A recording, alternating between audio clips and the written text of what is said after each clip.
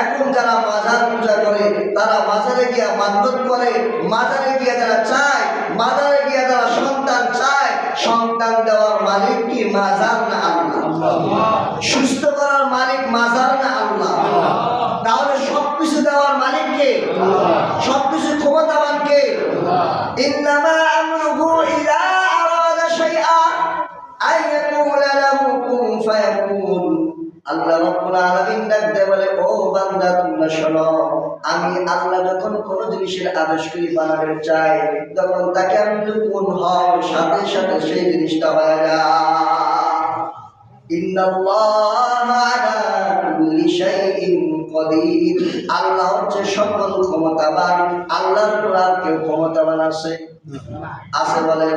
তাহলে পীরের কাছে যারা যায়, মাজারের কাছে যারা যায়, কোনো লাভ আছে? কোনো লাভ হবে?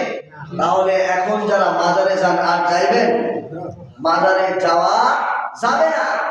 মাজারে ওরস করা জায়েজ নাই, ওরসের চাঁদা দেওয়া